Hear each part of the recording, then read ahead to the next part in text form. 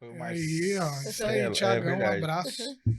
Ô, Dani, toma água, fica tranquilo. Uhum, Você usou um termo no início, happiness skills. uhum. Qual que é essa? Qual skill que é essa? É, Vamos aí. quando eu fiz uma formação de Chief Happiness Officer, né, Hum, no Instituto Felicíncia, com a doutora, com a Carla Furtado, né, que infelizmente não está mais aqui entre nós, né, hum, e eu acho que esse é um ponto importante, né, a gente fala muito de soft skill, a gente fala muito de hard skill, mas e quando a gente discute felicidade, né?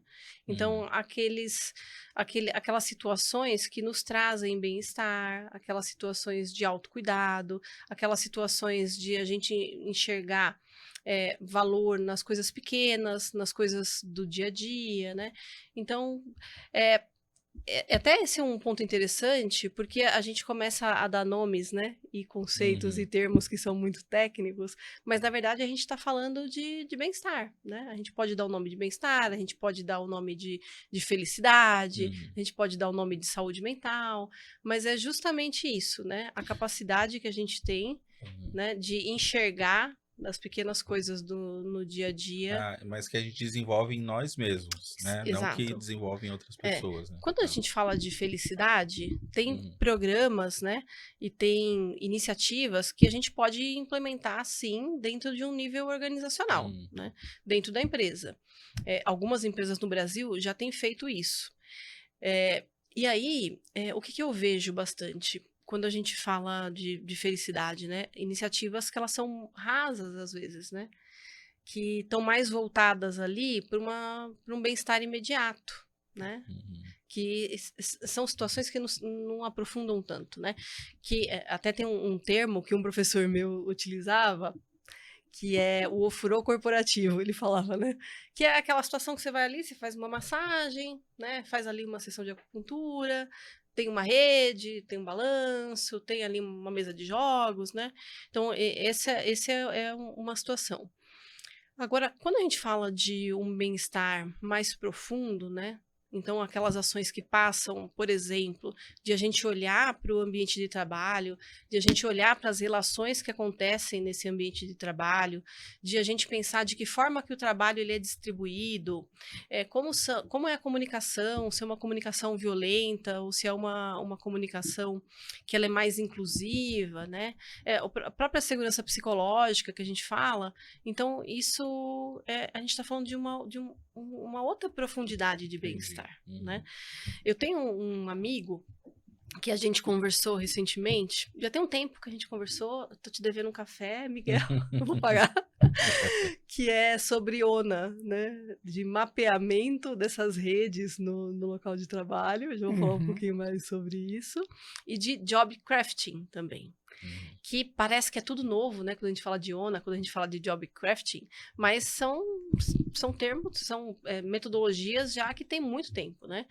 Então, o job crafting, que é a discussão e a compreensão do trabalho e a forma como a pessoa vê o próprio trabalho e de que forma que ela pode adequar o próprio trabalho, Uhum. né?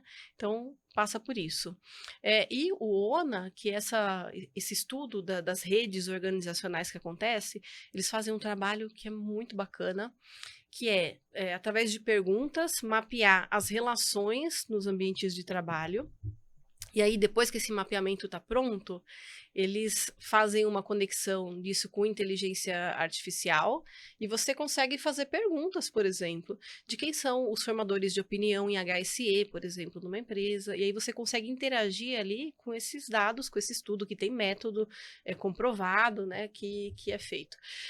E veja só, eu estou falando aqui de ferramentas e de metodologias que elas são muito conhecidas, né, no mundo do RH, né, e que tem empresas que Sim. já utilizam, mas aí quando a gente pensa na nossa área, né, na área de HSE, de segurança, né, a ONA, o job crafting, de que forma que isso pode ajudar, né?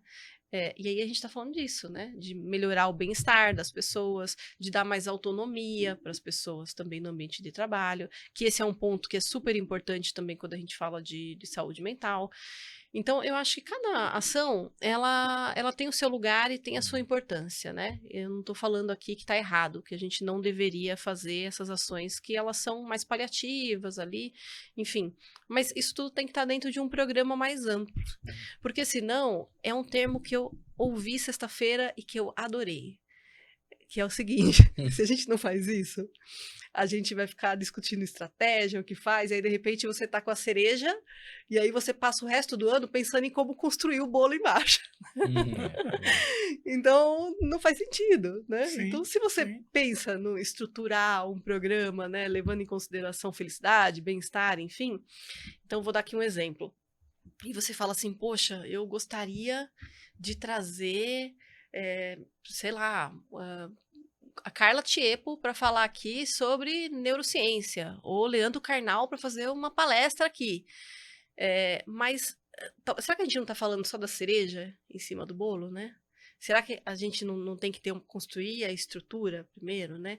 Ter um programa de ações estruturadas que envolvam, né, liderança, todos os níveis de liderança, que tenha a participação dos trabalhadores, porque esse é um ponto importante também, né? E veja só, quando a gente fala de participação dos trabalhadores, não é só nós sermos relevantes, né? Mas de que forma que a gente também dá relevância para os outros, né? E esse é um ponto que, enfim, será que a gente está fazendo bem isso, né? Participação das pessoas, será que as pessoas realmente se sentem ouvidas, né?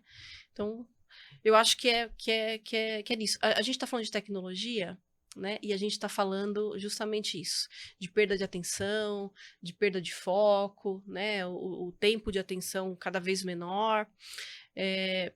E de que forma que a gente consegue reverter esse jogo, né? De que forma que a gente consegue pensar nisso e melhorar isso, né? Tempo de conexão, né? De repente a gente está conectado. Hoje meu dia começou às 7 horas da manhã, né? Então a gente trabalha muitas vezes em frente da tela, né? E aí, quando você não está na tela do computador, na tela Você tá no do celular. telefone. E aí, quando não está no computador, no celular, a gente vai assistir televisão também, né? Então, que momento que a gente desconecta um pouquinho, Disso, né? né? E começa a dar valor e retomar aquelas atividades mais básicas que a gente faz.